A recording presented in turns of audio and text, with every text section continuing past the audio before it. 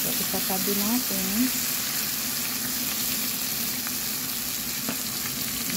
Lalagay natin yung ating hipon.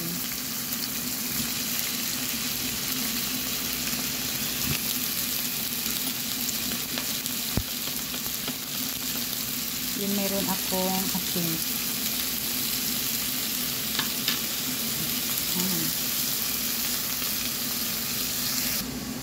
Yan yung ating hipon, guys.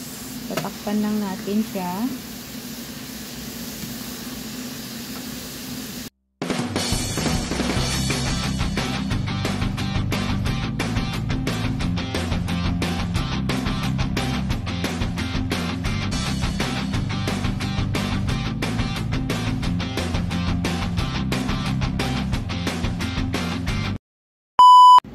Hello guys! Ayan, mayroon tayong white beans.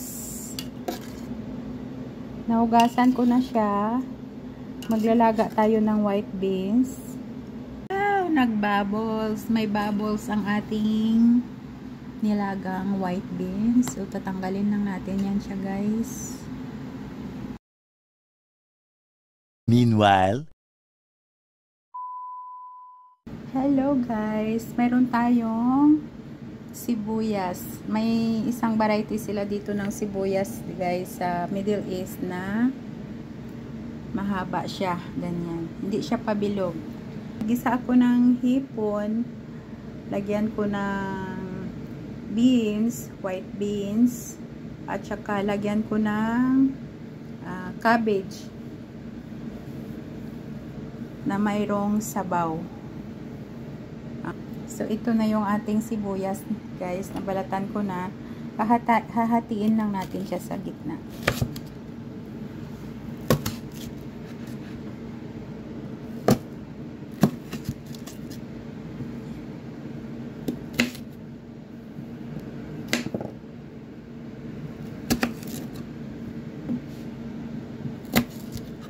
So, nahati na natin, guys. Mayroon na rin akong na-slice na luya, kamatis. Ito yung hipon natin, guys. Nahugasan ko na malinis na. Ito yung cabbage natin, na-slice ko na rin at nahugasan na din. At ito yung aking white beans. So, yan. Let's go na. Magluluto na tayo ng aking ulam. Yan. So, pinapainit ko lang ang ating kawali. So, mainit na yung kawali natin, guys. Maglagay na tayo ng oil. Hintayin natin mainit.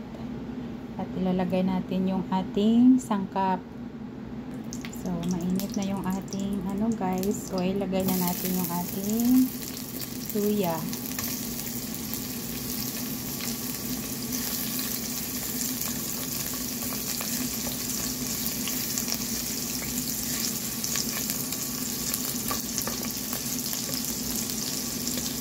Antayin lang natin mag-cook yung luya, guys. Ilalagay natin yung sibuyas. Ilalagay ko na yung aking sibuyas.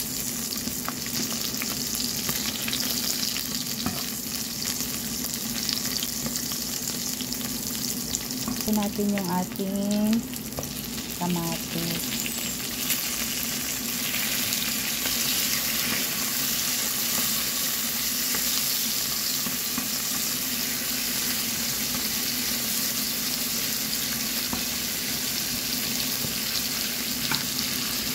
Hintayin lang natin maluto yung ating sangkap, guys. At ilalagay natin yung ating hipon. Ito yung hipon natin, guys. So, isatabi natin. Ilalagay natin yung ating hipon. Yung meron akong asin.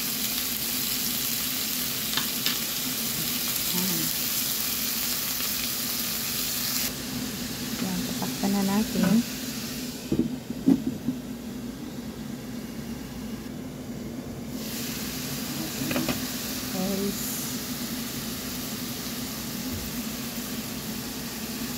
So, Ilalagyan na natin siya ng sabaw.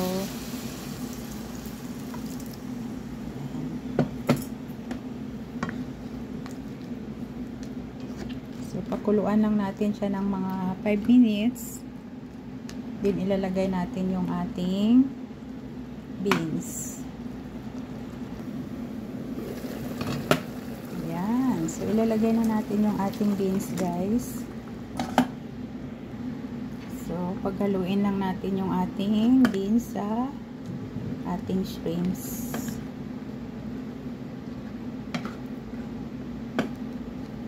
So, tatakpan natin.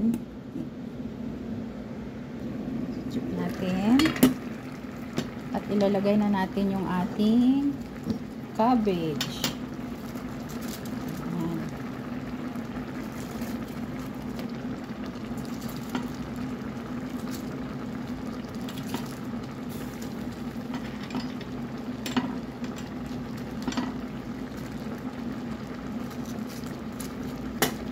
Ito lang natin.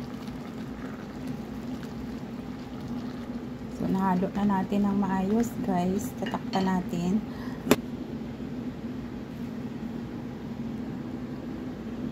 After 2 minutes, guys, natin siyang pakuluan yung cabbage. Papatayin na natin yung apoy. Kasi gusto ko sa cabbage yung medyo malutong pa siya. So, ito na, guys, ang ating ginisang hipon na may white beans at saka cabbage. So, simpleng ulam pero mayaman sa sustansya. So, papatayin na natin yung apoy, guys, dahil luto na yung ating ginisang hipon.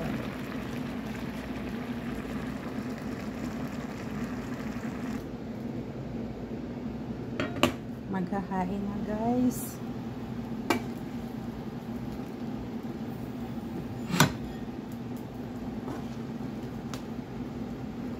Ayan, ang sarap ng ating gulay.